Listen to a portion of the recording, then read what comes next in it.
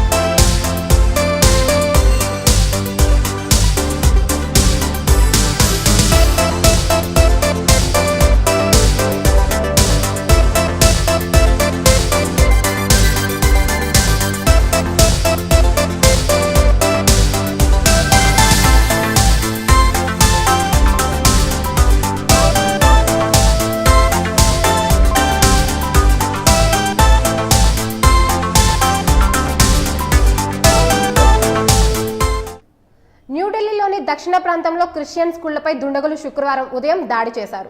ఇది గమనించిన పోలీసులు అక్కడికి చేరుకునే లోపే దుండగులు పరారయ్యారు. పోలీసులు కేసు నమోదు చేసుకుని వెంటనే పిల్లలను ఇళ్లకు పంపించారు. సీసీటీవీ ఫుటేజ్ ఆధారంగా పరిశీలిస్తూ గుర్తు తెలియని వ్యక్తులు సమూహంగా వచ్చి మొదట సీసీటీవీని ధ్వంసం చేసినట్లు ఫుటేజ్ రికార్డ్ అయింది. రాజధాని ప్రాంతంలో చర్చలపై దాడులు జరగడం ఇది ఆరోసారి.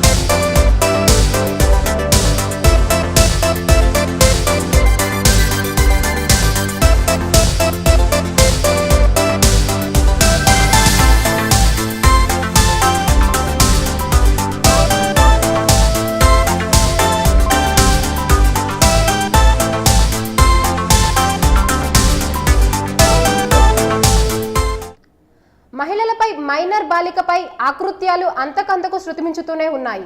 తాజాగా ఓ మైనర్ బాలికను అతి దారుణంగా కాల్చి చంపిన సంఘటన ఉత్తరప్రదేశ్ రాష్ట్రంలో కలకలం సృష్టించింది. రాష్ట్రంలోని సిర్సా గ్రామంలో ఉంటున్న ఆ బాలికను ఓం వీర్ రవీందర్ అనే ఇద్దరు యువకులు గత కొంతకాలంగా వేధింపులకు గురి చేస్తున్నారు. అయితే శుక్రవారం సాయంత్రం ఆ బాలిక బయటకు వెళ్లిన సమయంలో అలీగంజ్ ప్రాంతంలో మరోసారి వేధించసాగారు. ఆ క్రమంలోనే వారి వద్దనున్న తుపాకీతో ఆ బాలికపై విచక్షణారహితంగా కాల్పులు జరపడంతో ఆమె ప్రాణాలు కోల్పోయింది. ఈ ఘటనకు సంబంధించి ఓంవీర్ అనే యువకుడిని పట్టుకున్న గ్రామస్తులు పోలీసులకు అప్పగించారు. దీనిపై కేసు నమోదు చేసుకున్న పోలీసులు దర్యాప్తు చేపట్టారు. ఈ దారుణానికి పాల్పడిన మరో యువకుడు రవీంద్ర కోసం గాలింపు చర్యలు చేపట్టినట్లు ఎస్పీ బ్రిజేష్ కుమార్ తెలిపారు.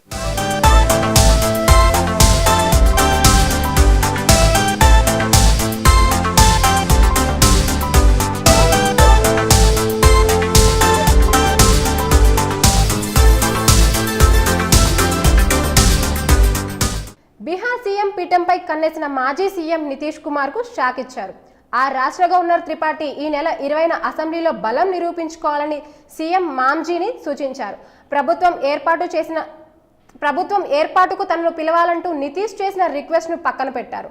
సపోర్ట్స్ తో ఆయనను రాష్ట్రపతిని కలిసిన తర్వాత గవర్నర్ కు ఈ డెసిషన్ తీసుకోవడం సస్పెన్స్ గా మారింది.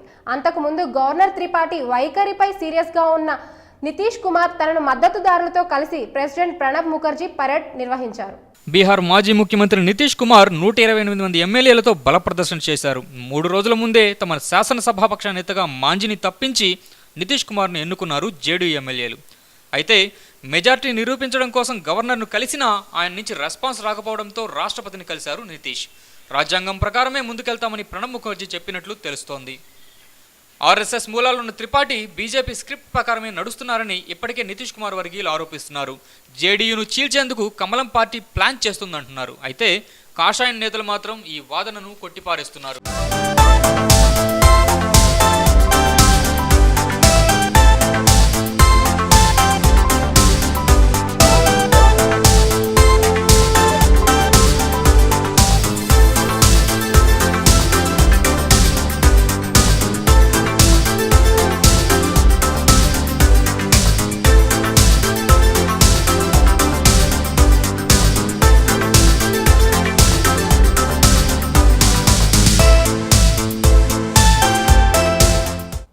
కర్ణాటక హొసూర్ వద్ద శుక్రవారం ఉదయం బెంగళూరు ఎర్నాకులం ఇంటర్సిటీ ఎక్స్ప్రెస్ పట్టాలు తప్పింది. ఈ దుర్ఘటనలో 10 మంది ప్రయాణికులు మృతి చెందినట్లు సమాచారం. మరో 100 మందికి పైగా గాయాలు పాలైనట్లు తెలుస్తుంది. ఇంటర్సిటీ ఎక్స్ప్రెస్ బెంగళూరు నుంచి ఎర్నాకులం వెళ్తుండగా బెంగళూరు తమిళనాడు సరిహద్దులోని అనేకల్ సమీపంలో ఉదయం 7:40 ప్రమాదం చోటు చేసుకుంది. ఈ ప్రమాదంలో 9 బోగీలు పట్టాలు తప్పినట్లు రైల్వే అధికారులు తెలిపారు. D8 బోగి పూర్తిగా దెబ్బతిన్నట్లు తెలుస్తుంది. సమాచారం అందుకున్న పోలీసులు రైల్వే సిబ్బంది ఘటనా స్థలానికి చేరుకుని సహాయక చర్యలు చేపట్టారు. మరోవైపు 10 అంబులెన్సుల్లో క్షతగాత్రులను ఆసుపత్రికి తరలించారు. 4 పరిస్థితి విషమంగా ఉన్నట్లు సమాచారం. కాగా బోగిల్లో చిక్కుకున్న వారిని స్థానికులు రైల్వే సిబ్బంది బయటకు తీసి చికిత్స కోసం తరలిస్తున్నారు. మరోవైపు మృతుల సంఖ్య పెరిగే అవకాశం ఉన్నట్లు తెలుస్తోంది. గాయపడిన వారిలో 23 మంది పరిస్థితి విషమంగా ఉంది. ఎన్డీఆర్ఎఫ్ బృందాలు రంగంలోకి దిగి సహాయక చర్యలను ముమ్మరం చేశాయి. ఇందుకు సంబంధించిన పూర్తి వివరాలు తెలియాల్సి ఉంది.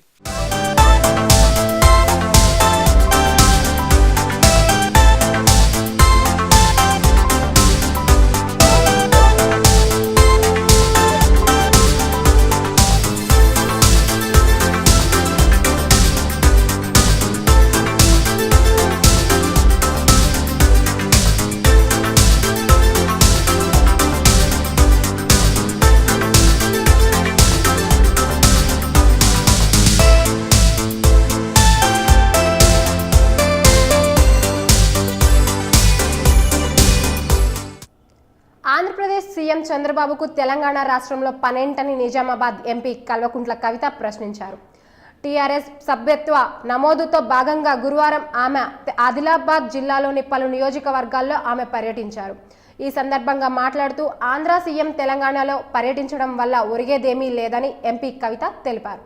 టీఆర్ఎస్ ఎంపీ కవిత మాట్లాడుతూ పక్క రాష్ట్రం సీఎం వస్తే ఎలా చూస్తామో చంద్రబాబును కూడా అలాగే చూస్తామన్నారు. ఆయన వచ్చి పర్యటించినా ఆయనకు ఇక్కడ మిగిలింది 2-3 అని, మరికొన్ని రోజుల్లో వారు కూడా ఉండరని ఎద్దేవా చేశారు. చంద్రబాబు తెలంగాణకు ఎందుకు వస్తున్నారని ప్రశ్నించారు. తెలంగాణ రాష్ట్ర ఉద్యోగులకు ముఖ్యమంత్రి చంద్రశేఖరరావు 43% పీఆర్సీని ప్రకటిస్తే చంద్రబాబు కూడా అదే పథకాన్ని కాపీ కొట్టారని విమర్శించారు. ఇక ముందు ఆయన వస్తే వెళ్లిపోయే వాళ్ళు ఎవరు ఉండరన్నారు. తెలంగాణలో టీఆర్ఎస్ పార్టీకి తప్ప మరే పార్టీకి మనుగడ ఉండదన్నారు.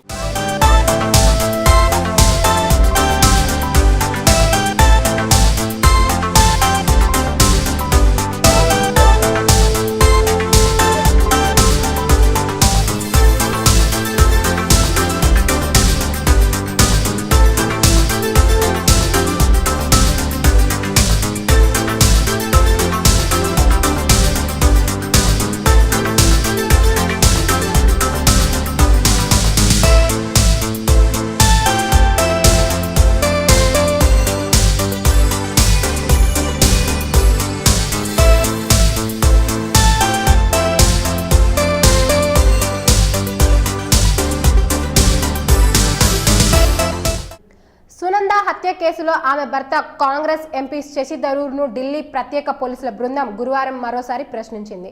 ఐపీఎల్ కోచ్ వ్యవహారంలో సునంద హత్య కేసును ముడిపడి ఉన్న సమాచారంపై పోలీసులు ఆరా తీశారు. థరూర్ను ఈ కేసులో ఇంతకు ముందే జనవరి 19న సిటీ బృందం ప్రశ్నించిన విషయం తెలిసిందే. తాజాగా గురువారం దక్షిణ ఢిల్లీలో ఏఏటీఎస్ కార్యాలయంలో 2 దఫాలుగా 5 గంటల పాటు శశి థరూర్ను పోలీసులు ప్రశ్నించారు. శశి థరూర్ను ప్రశ్నించిన పోలీసులు తమ విచారణను రాత్రి వరకు కొనసాగించారు. ఇదే సమయంలో థరూర్ సహాయకులు బజరంగి, నారాయణ్ సింగ్, స్నేహితుడు సంజయ్ దేవాన్ను కూడా ప్రశ్నించినట్లు సమాచారం. థరూర్ కేంద్ర మంత్రిగా ఉన్న సమయంలో ఐపీఎల్ కోచి ఫ్రాంచైజీ వ్యవహారంలో జరిగిన అవకతవకలపై 70 కోట్లను దుర్వినియోగం చేసిన ఆరోపణలపై ప్రధానంగా ఆరా తీసినట్టు తెలుస్తోంది. దీంతో పాటు అంతే సొమ్మును ఐపీఎల్ కొచ్చిలో 19% వాటాగా సునందకు కట్టబెట్టినట్లు కూడా వివరాలు సేకరించినట్లు పోలీసులు తెలిపారు.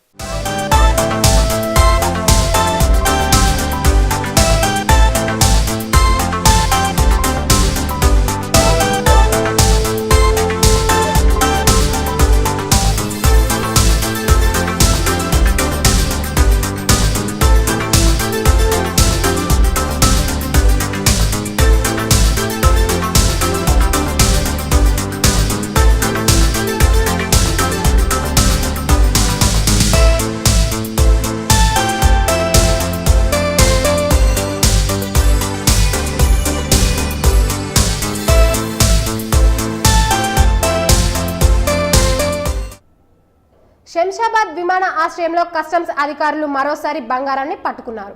దుబాయ్ నుంచి వచ్చిన అయూబ్ అనే ప్రయాణికుడు లో దుస్తుల్లో బిస్కెట్ తీసుకొస్తూ కస్టమ్స్ అధికారులు తనిఖీల్లో పట్టుబడ్డాడు. అతని వద్ద నుంచి సుమారు 2 కేజీల బంగారాన్ని స్వాధీనం చేసుకొని కేసు నమోదు చేశారు. అయూబ్ను అదుపులోకి తీసుకొని విచారిస్తున్నారు.